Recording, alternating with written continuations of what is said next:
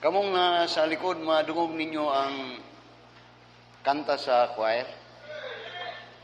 Kay nag-istorya mong good mi kang brother Gilmer ba? Kay nag-request ang choir og microphone kay murag di daw madungog. Muna ko kag brother Gilmer. Wapo ng microphone kung one man god man ako kanang ilang huna-huna ilang tan-aw nag-concert na sila sa gawas nga open door. Diri sa tuwa paminawan ninyo. Supisente kay dungog kayo, klaro kayo. Dili man nila kay mas magwapo kung naay microphone. Sa to pa ang inyong tingog mas maayo day kung naay microphone. Karon kay wala dili day maayo. Mga kalibutanon nga mga panghuna-huna. Gusto ninyo mga parehas atong naga-concert sa gawas. Hindi pa si Brad Gilmer. Wala di, it's not on, dili sa mga butang na sa tawhanon na sa power sa Ginoo ang paghatag sa mga mensahe sa purong sa Ginoo sa iyang pag-awit. Dayon ayaw mo salig sa mga butang, salig mo sa Ginoo. Nabutang na po si Muno ng mas gwapong microphone. Nagkanta mo ko sa katoy diri nga I'm so blessed. Karon anyong pagtanaw nga ma-bless pa ko kung naay mo yung microphone dili ay. Sufficiente na ang atong mga pamagi diri sa simbahan. Mayong hapon sa tanan. Open your Bibles with me in the book of John chapter 20. For the message is about keep by the power of God. This message came about kayong mutanong ko Facebook nga doon ay nadiyan sa Facebook na kung sa'yo siguro makita mo nga doon ay mga magtutudlo din ha, magkalain-lain magtutudlo o katong sa nga magtutudlo din ha nga usa sa mga he said that one of the greatest evil that was taught by the Baptist is usas. Usas, what's that? It is the once saved, always saved. Munira, that is the most evil. Kado, abili mo, kinsa most evil, kadtong nagsulti ato. We believe that once a person is saved, he is always saved. That is, dili mawala ang kaluwasan. Why? Because when you are saved, God give you eternal life. So, asa ng eternal life? Now, kung tugtan nga, granting if a person that was once saved and will lose his salvation, then when can he say that finally that he saved? Kay makasala man gyud ang tao. So, muna ato ang adtuon nga mensahe. And I titled it, keep by the power of God. Keep by the power of God. I believe within my heart that once I am saved and forever will be, and I am saved forever. I have that eternal life forever, and it will never lose. Tanawa sa John chapter 10 sa atong text. Tanawa sa verse 7 at 27 first. Tanawa sa John chapter 10 verse 27. Niya, my sheep hear my voice and I know them and they follow me. Now, take note of the word my sheep. And that speak about shepherd, the shepherd and the sheep. Ano ni mo na? Ang iyang ginaton din kay makita nimo ang whole chapter is about ang pinaka-theme niya ni is about the discourse of the great shepherd, the Lord Jesus Christ and his sheep. So take note that in this relationship of the shepherd and the sheep, take note on this. Who keep the saving and who keep the caring? It is the sheep or the shepherd. Kinsay naga-protection sa mga sheep. Kinsay naga-ani nga relationship? Shepherd and the sheep. Kinsa question, binisya. Kinsa ang nag-aamping sa sheep? Siya o ang shepherd? Kinsay nag-aatiman sa sheep? Ang shepherd o ang sheep? Kinsay nag-aatiman? Kinsay nag-protection? Niyan ang relationship? Ang shepherd o ang sheep? Now, kung ang sheep, pwede di magsilbi. Pero ning relationship, ang shepherd. And the shepherd is the Lord Jesus Christ. Now, katong nagasulti nga, the most evil doctrine that ever taught is the doctrine of the Baptist. Pwede siguro nga uban nga Baptist, pero sa ato ay dili. Katong doctrine unya osas, one saved, always saved. Unya is evil. Gano man, because he's thinking that the one that is caring is the sheep. He's thinking that the one that is saving is the sheep. Kana, kung ang sheep, dili man na mao sa relationship. Nakita niyo na, brad? Di mawa siya. So, tanawron, natong tanawron. So, ingon niya, my sheep, usaptan niyo, my sheep hear my voice, and I know them, and they follow me. Di niya, and I give unto them eternal life. Eternal life. Gihatag na once it is given, that is yours. Anything that is given to you, that is not of the one that give anymore. Once you receive it, it is yours. And I give unto them eternal life, and they shall never perish, neither shall any man pluck them out of my hand. My Father which give them me is greater than all, and no man is able to pluck them out of my hand, Father's hand. I and my Father is one. So, follow-up question. Can a person that is saved could lose his salvation? Mawa ba, ang usaba ka na luwas, mawawa ba ayang kaluwasan? Amen. Now, kung ang usangan ay nalumos, kung hapit na malumos dito sa dagat, wa siya yung manhimong lain, din doon ay nagluwas sa iyo, ha? Pagluwas niya, buhi siya. Pero, so, that is, the question is, can a person lose his salvation?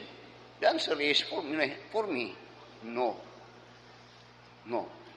Why? Because it's all about the shepherd. It's not about the sheep. It's not about me. So, itong tanawon karon, kining doctrine. Keep by the power of God. Now, first of all, when we speak about this, this doctrine, one saved is always saved, or the eternal security of the believer. First of all, we are saved by the power of God. It is, pamatimog mayon, the power of God. And once we are saved, notice what it says. In 1 Peter chapter 1. In 1 Peter chapter 1 and in verse 4 to verse 5. 1 Peter chapter 1, verse 4 to verse 5. Ingon niya, to an inheritance incorruptible and undefiled, and that fadeth not away, reserved in heaven for you. Then notice in verse 5 niya, who are kept by the power of God. Who is the keeper? God. The power of God. Niya, through faith unto salvation, ready to be revealed in the last time. Kept by the power of God. Now, you see, once we are saved, let us be very careful that we have an enemy. And the one thing that the enemy wants to destroy us is our faith in God. And that faith is anchored to His Word. So, in this enemy, Satan, kung tanawon, he was described in 1 Peter chapter 5 and in verse 7 to verse 8, where you will find this, that this is an enemy. Now, notice that this kita, we are not able to fight with this enemy. So that you will find in the book of, I think in the book of Jude, when Moses confronted with Satan, he did not dare to accuse Satan, but the Lord rebuked thee. What type power against Satan? But here you will find what the Lord Jesus Christ says, and the Word of God says in this, about this enemy niya, casting all your care upon Him, for He careth for you. Then in verse 8 niya, be sober, be vigilant, because your adversary, the devil, as a roaring lion, walketh about seeking whom he may devour. That is, bantay tana kay kumpiyansa lang kayo sa hay. Now you see, in a war, you never win a war, or you will lose in a war if you are not conscious about the power of your enemy. If you are not even familiar with your enemy, mapildi ka. Muna nga bantay ta nga kita, doon na tayo kaaway. And the devil will always try to destroy you. And the one thing that he will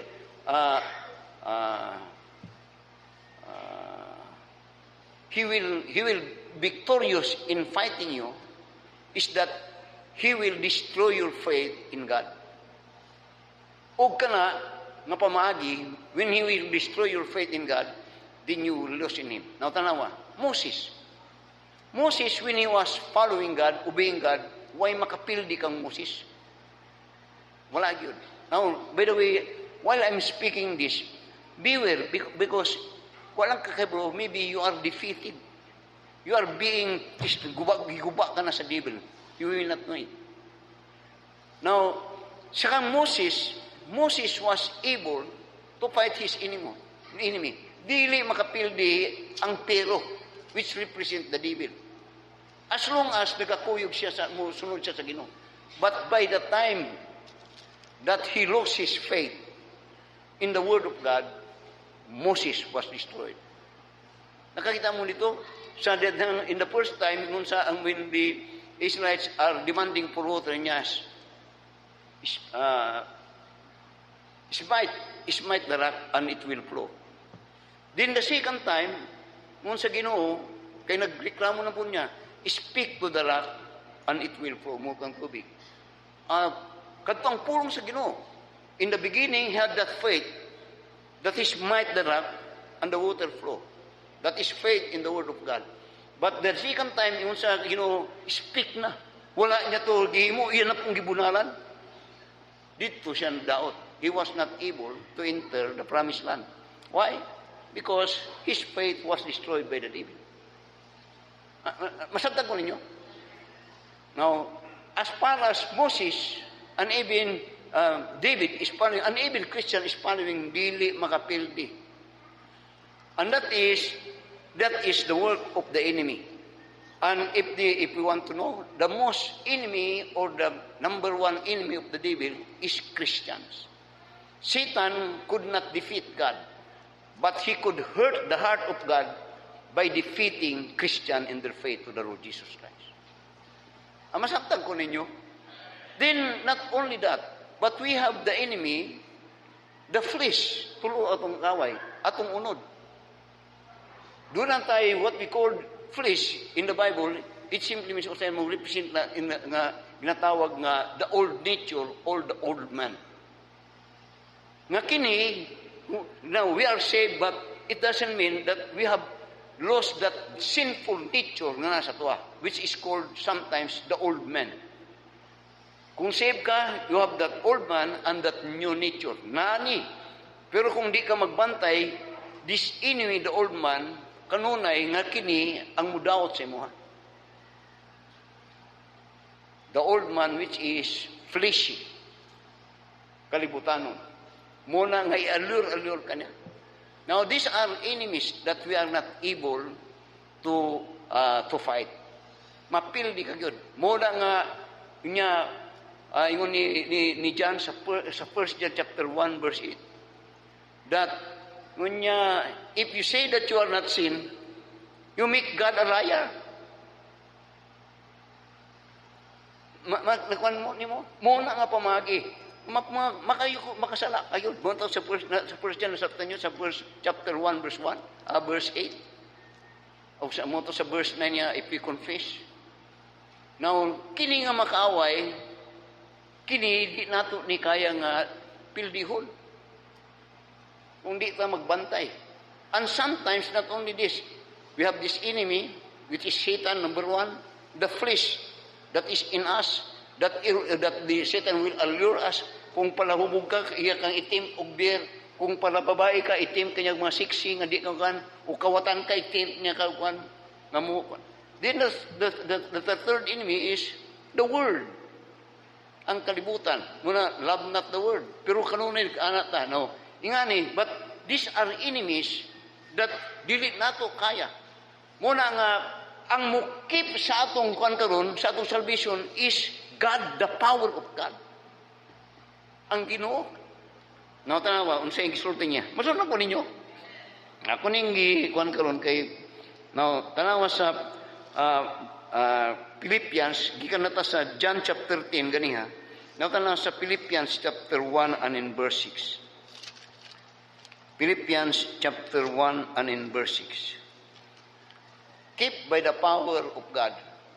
Kung imong kan pasabot akong gikuan din ha, is the security of the believers. Tama sa Philippians chapter 1 verse 6. Unya, being confident of this very thing, that he which hath begun a good work in you, notice this, will perform it until the day of Jesus Christ. Nga yaning humanon hantod nga pagbalik sa ni Ginoo Espiritu, dili nimbut pasabot dili ayagud ding tapuson. Ambot pasabot anak ka sa Dios, mupulihok ang Ginoo mo hantod siyang pagbalik. Then notice again, kaya itong ginawan. Nanawa sa John chapter 6, verse 35. Mas gwapo dili. John chapter 6, verse 35. Now, these enemies are so strong for us. But for God, dili.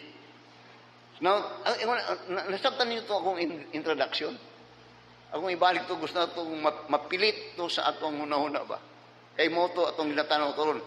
Nga, kini nga security of the believers, we are being secured, dili tungod sa tuwa, kundili ang Diyos nga naa sa tuwa. Now, tanaw sa John chapter 6, verse 35. Ngunya sa John chapter 6, verse 35 niya, and Jesus said unto them, I am the bread of life.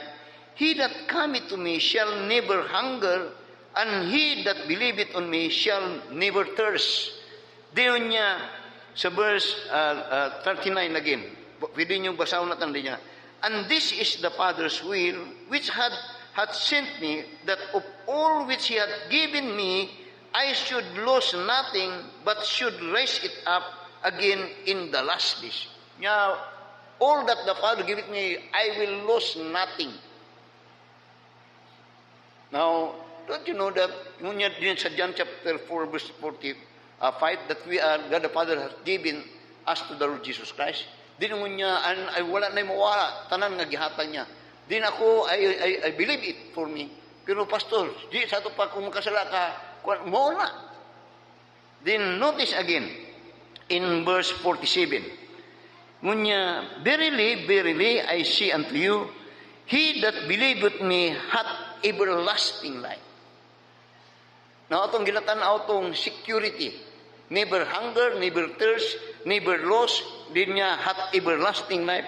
Then in verse 51, I am the living bread, which came down from heaven. If any man eat of this bread, he shall live forever. And the bread that I will give unto is my flesh, which I will give for the life of the world. That's written, that is what it means, kadto karon sa John chapter 10 ug sa verse 27 to verse 31. That is keeping, that God is keeping us, so that you will find again in Jude chapter 24. Jude chapter 24. Atong ginabasa diri nga ang shepherd ang nagakip sa tuwa, dili kay kita. Tanaw sa verse 24 niya, now unto him that is able to keep you from falling and present you faultless before the presence of his glory with exceeding joy. Now we have an enemy. First is atong tanawon, who is that keeping? Here tanawa, first of all, the one that had kept us from falling is God. We are kept in the power of God. That it is God that is keeping us from falling. Meaning to say, it is referring to the security of the believers, that once saved is always saved. Now, notice, secondly, secondly, tanawa sa Ephesians chapter 1 and in verse 15 and verse 13. It is the power of God, and that refers to the power of the Father. Then in Ephesians chapter 1, security of the believer. Then keep by the power of God. Tanawa sa verse 13. Ngunit sa Ephesians chapter 1 verse 13 niya, in whom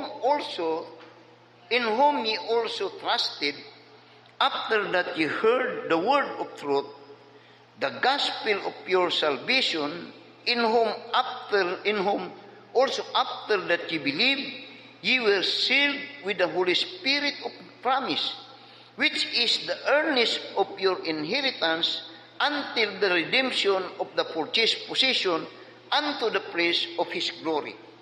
Now, first we are assured that the keeping of our salvation is by God the Father.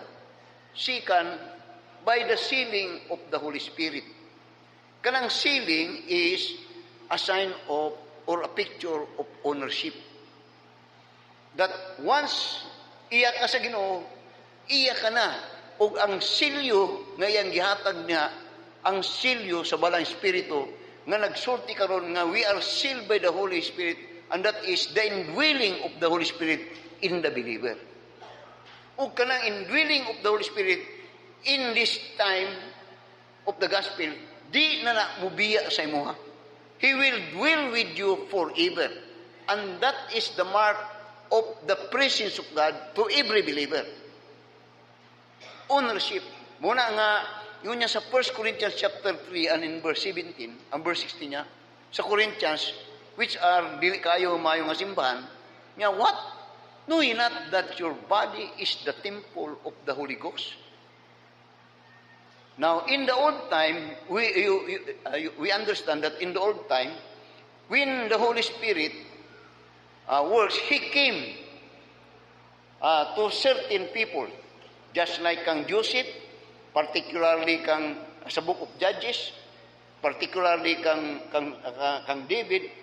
Pero in the old time, ang Holy Spirit will come to that person, and that person has tremendous power through his wisdom and the working of God siya. But by the time nga makasala siya, just like Samson, the Holy Spirit will live to that person. But in this time, the promise of the Lord Jesus Christ is, He will dwell with you forever. Nga sa ato pa, once you are saved, the Holy Spirit dwell with you forever. Then ingon niya sa 1 John chapter 1, tanaw sa 1 John chapter 1, katong akong gisulti ganiha. Ingon niya, if we say that we have not sinned, we deceive ourselves and the truth is not in us. This, ang 1 John is an epistle, a family epistle, which speak the family of God, which speak about those that are saved, in which God had promised that the Holy Spirit will dwell in them forever. Pero ang pangutana karon, sa dayang makasala sila, muhawa bang balang Espiritu? Dili. So the presence of the Holy Spirit in the believer is a token or evidence that he saved, do he sin. Amen? Mamagit mo na. Kinala mo sabtan na ito ni kay, na, unsay nagakip ana, dili kita, makasala ta, pero ang Holy Spirit tuwal ito. The only thing is that the Holy Spirit could not work in us so much so powerfully kung naapagyapot tong sala, unless nga imutong iripin o confess. Na, makuha ninyo na, no, morning nga tanawa. In Revelation, notice the picture of it. In Revelation, chapter 5, I think. Tanawa, Revelation, chapter 7. Tanawa sa Revelation, chapter 7, and in verse 2 to verse 3. Nalang ko'y gusto nga ipakita dito. about this. Niya, and I saw another angel ascending from the east, having the seal of the living God. Notice the word seal of the living God. And he cried with a loud voice to the four angels to whom it was given to hurt the earth and the sea, saying, hurt not the earth, neither the sea, nor the trees, till we have sealed the servant of our God in their foreheads. Katong but pa sa butong, katong point of the what about that seal. That seal that it is a token or a picture of God's ownership. Nga karon mo na yung ginaiskutan niya dito sa Ephesians chapter 1, that after that we heard the gospel and believed the Lord Jesus Christ as Savior niya, ye will, the gospel of Christ, in whom ye also, after that ye believed, na ye were sealed with that Holy Spirit of promise. That is, see, that in the sealing there is the indwelling din of the Holy Spirit. Then notice in verse 14, karon niya, which is the earnest of our inheritance until the redemption of that purchased possession unto the praise of glory. Hantod nga mga hawa tadiri, waon ta sa Ginoo. Nato siya. Amen. So ang question, mawa ba ang kaluwasan sa mga magtotoo? Dili. Pero ang sunod question, makasala pa ba ang magtotoo? Oo. Makasala. Pero dili mo't pasabot nga nawa iyang kaluwasan. Kay kung mawala iyang kaluwasan, muwa po itong seal sa Holy Spirit diya sa iya. Pero ang promise ni Ginoo, He will dwell with you forever until the day a day of the purchase redemption of the believer. Amen. Masala ko ninyo? Amen. Muna siya, it is very good na mahinumdum, we could remember the day and the time when we are saved. That transaction, the time that there was someone that shared you the gospel, then you said, you believe God, you believe God, you want to receive Him. By the time that you said yes, by faith, God only knows it, there you are sealed, and forever sealing until the day of redemption. Samtang nagbuhi ta di gauntol-untol, no, kahinumdum mo, di po siro kaayo, pero that was adjustment. But yun niya sa 2 Peter chapter 3, Lot was adjustment. He was, kung kuwan pa time, he was a Christian. But look back what he did. He sinned. Muna siya, it is all by the grace of God. So, yun ako, keep by the power of God. It is not of our keeping. First, keep by the God the Father.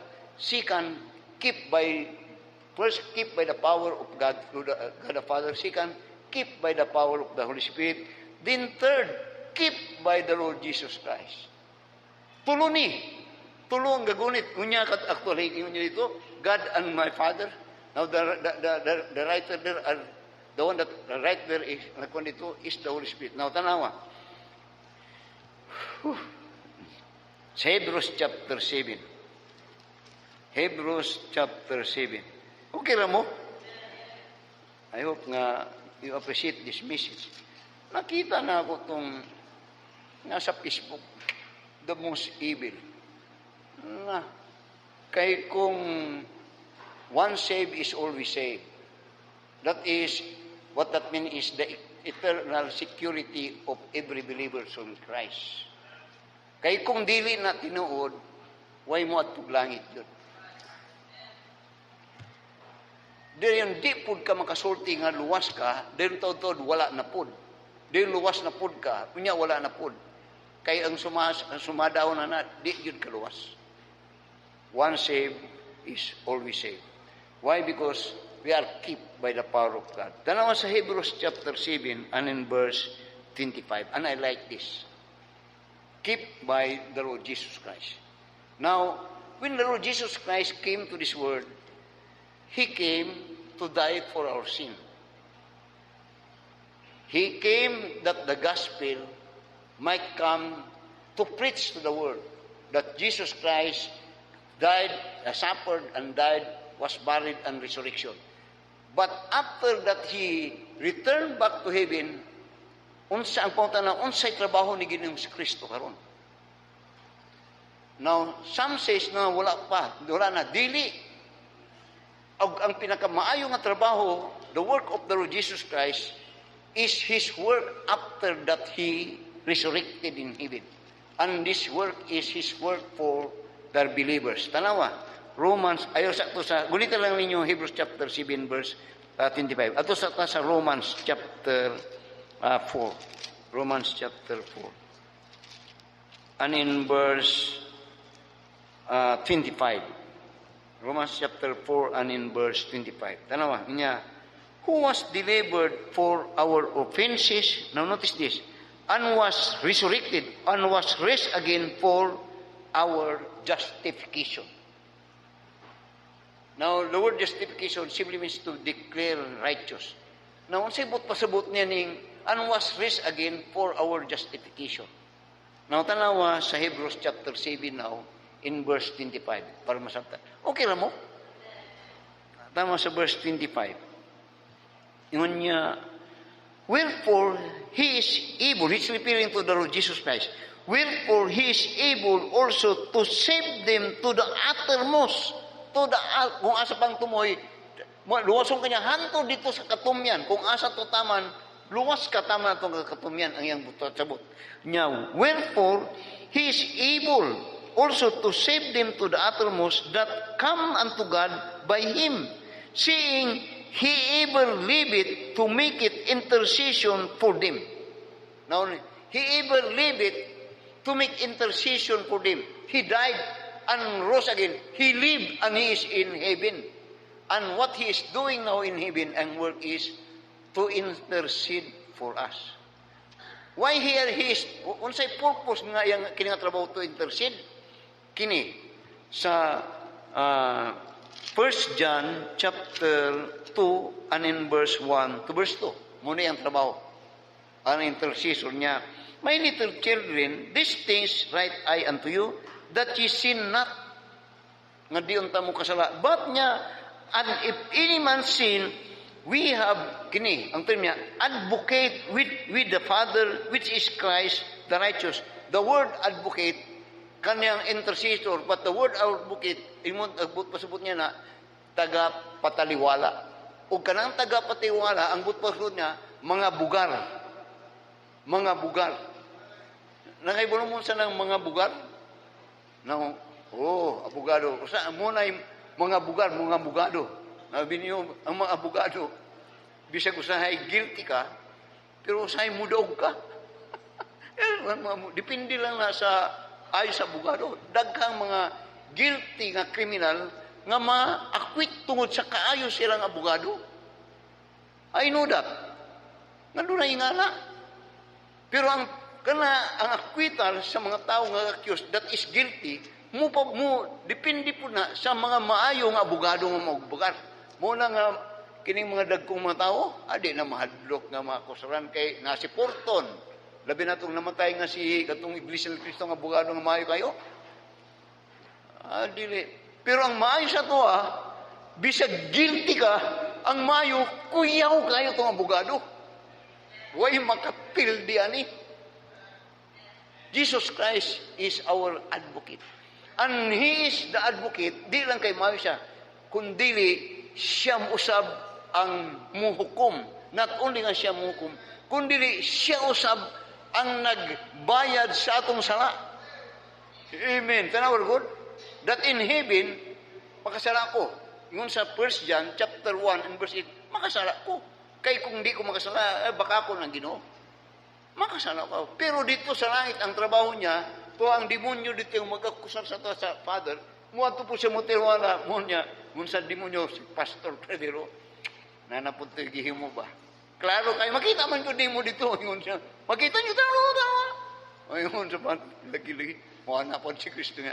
Lagi tinood, pero sa may mga ikasal siya nga, bayad naman na yung salaoy. Ako na nang gibayad.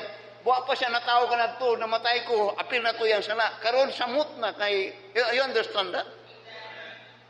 He is our advocate. Now, unsay but pasabot niya, eternal security of the believer.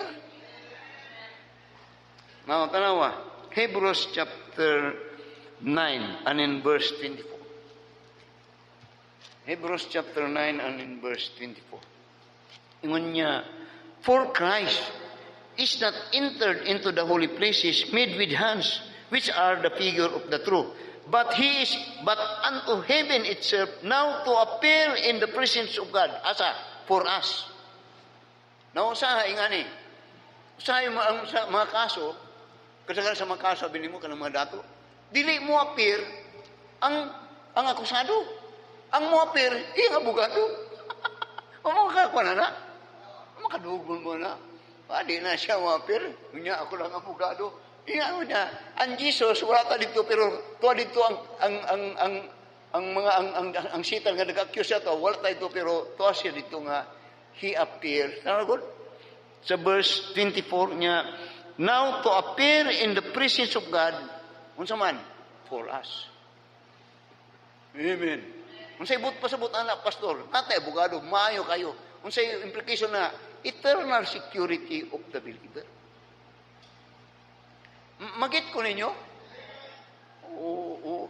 Now tanawa karon, Romans chapter 8. Now ayaw lang pud mo pag makasala ta, pero ayaw pud mo pagpakasala. Ayaw. Romans chapter 8 now tanawa sa verse 33 to verse 34 now. Tanawa ro. Now, keep by the power of God. Keep by the power of God the Father. Keep by the power of the Holy Spirit. Keep by the power of Christ. Tanawa ron sa Romans chapter 8 verse 34. Nya, who is he that condemneth? Now, kasagaran, but pasabot niya, kasagaran niya, kung makasala ko, klaro kung kasala ko, sahi, kung nakita ng kasala tao, kasala yun, mukundem ka. Pero sa Ginoo niya, kinsa man ka nga mag-condemn saya. Then tanaw ron, yan tuod niya, it is Christ that died.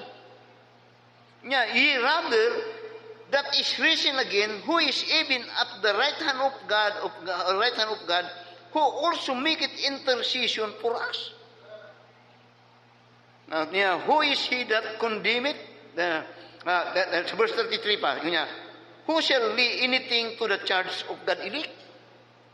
Then niya, it is God that justifieth. Ang Diyos ang nagpakamatarong. Sa verse 33, usay magtinudloan man ta, magkundim man ta. So yung Ginoong Kristo on the basis of the work of the Lord Jesus Christ in His resurrection. Yun niya, who shall lay anything to the charge of God elect? Nga ang but kung kan pa, kinsa sa inyo mo kaso sa iyo ha? Sa iya, kaya ninyo? Mudaog sa kuha? Kaya ninyo? Muna usay kang mga tao nga kusog ka ng abogado. Ha? Sige, ukan mo. Muna usay ka ng mga... Pero kini, kang Kristo nga nag-charge siya. Kaya ninyo i-charge siya? It is I that justify it. Dili, kining inyong akusaran, ang inyong magapakamatarong siyang kagulayan. Dili kamo ang magapakamatarong kaya. Ako ang magapakamatarong. O ako siyang gipakamatarong on the basis sa iyang pagtusa ko. Muna siya nga, dinun niya, who is he? It is God that justified. Who is he that condemneth? It is Christ that died. Muna nga sa Romans chapter 8 and in verse 1, muna ang isulti karon. Nawa. Romans chapter 8 verse 1. Nabasa niyo na? Therefore, there is therefore now no condemnation. Amen. Keep by the power of God. Are you saved? No, abin ninyo yung ani, basta na ako'y magtanaw-tanaw, bisan ka na mamati ko guwari, bisan pag mga baptisma, magdungog na kung tiging-tinggan na kung utok yung X-lingan. Paul yun. Nakita na ako itong the most evil. Kana, kung ang ship niyan, the most evil doctrine of the Baptist is usas. Kana, kung ang ship, ang mukip siyang salvation. Mawa na. Pero kinsay sa shepherd, kinsay nagakip? Ang shepherd. Ang ship, yung ship wala ni, Paul yun ni. Mugan, pero ang nagakip, ang Ginoo. Nakita ninyo ang picture? Muna siya, ni David sa Psalms, the Lord is my shepherd, I shall not want. I could sin, but He is my advocate. Eternal salvation. Let us all stand up and let us pray. Our most gracious and loving Father, Lord, we thank Thee for a wonderful message about the security of the believers of the Lord Jesus Christ. We believe, Lord, that after that we are saved, You have given us that eternal life. And no one could pluck us out of the hand of God. No one. Because the keeping of our salvation is by the power of God the Father, by the power of the Holy Spirit, and above all, by the Lord Jesus Christ, our Savior. Bless as You've been blessing us, Father, I pray, in Jesus' name. Amen. Amen. Keep by the power. Are you saved? If you are not saved, believe on the Lord Jesus Christ. And if you are saved, sometimes you sin, but ask God for forgiveness. Repent. And not only that, but He is there in heaven interceding and praying for you. My faith looks up to Thee, the Lamb of Calvary, Savior divine. Now hear me while I pray.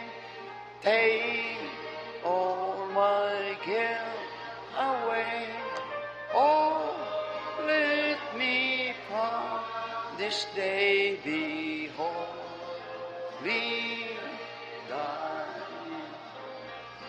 May Thy rich grace impart strength to my fainting heart. Mercy inspire, as Thou hast died for me. Oh, may my love to Thee, pure, warm, and chillless be, a living fire. While life's dark maze I tread, and graves are around me spread, be Thou my God. Bid darkness turn to day, while sorrow steals away. No, let me ever stray from Thee aside. Man is like trance and tree, when this cold solemn stream shall all me wrong. Blessed Savior, then in love, fear and distrust remove. Oh, bear me safe above around.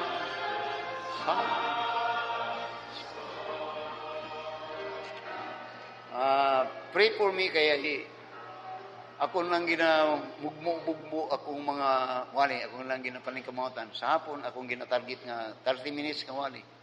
Dahil sa buntag, 4 ka oras nga wali. Sa ka oras nga wali. Ako na nang ginakuan kay murag nabugatan na mo sa mga naganiwang na mo ba kay kung Domingo, alauna na mo maniod to. Say, maalas 2 pa yun. Dayon, hinig ka magka-unsa-unsa, ang isulti yan, dugay manggod kayo nahuhuman si Pastor Gwali, oy! Anyway. Amen. Okay, after this is our young fellowship. Young people, privilege kayo mo mga young people nga natay young people privilege, ang fellowship. Ato ni tanaw do karon taga-fellowship niyo lami kanyong mga kaon. Maka-snack mo abon mo simbahan mayog nagapa-snack na sila nga Din wali hatagan pa mo mga mensahe. Ang usay usay malayan ko kay kamulay mangisnak din ko dalan dito. Din gutom kayo. Salamat sa kanon ninyong pag-support for young people. Ato ning these are been our ministries. Na kanato sa ato ning nahuna-hunaan ako ni kanato. Now di man pud ka kuan bisag ka ng children department na doon na tayo mga celebrity. Kanato pagsugod na tungod kay ako nakita nga daghan sa atong mga kabatanunan karon mga dagkon. Ngayon ang sa pananamalay nila pipila lang sila ang panahon makakaon og malami-lami ang pagkaon. Kunang ginatanaw ba? Kanito mga pag-upatong simbahan, di kayo sila maulay mga spaghetti, mga kuan. Sa atong fellowship, sa celebrity, makakaon sila katong mga nadinha ka na to.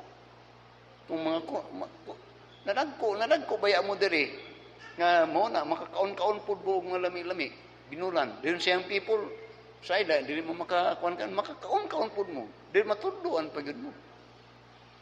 Pero ang di mayo pagka nadagko na mo, nahimo na mong indifferent sa atong ministry. Anyway, magwali tayo niya. It's for prayer. Our most gracious and loving Father, Lord, salamat sa mensahe o nga madasigon nga pagdawat sa imong katawhan kanunay sa imong mapulong. Ang imong mga pulong matuod Ginoo ug angay ni nga among kuptan ug paraguan tungod kay kini ang nagaligon sa among kinabuhi nga Kristohanon nga diin among magamit sa pagkinabuhi uban kanimo nga diin usab mahimo namong magamit nga ang uban sa mapanalanginan sa mga kinabuhi. Daligon ka o Diyos sa tibok na mong kinabuhi o panalanginin na usab ang mong kinabuhi ay mong magtawhan sa kanunay sa ilang pagsugod na usab sa bagong adlaw gikan sa Lunes hangtod Sabado sa among mga biyahe, sa among mga negosyo, sa among mga trabaho.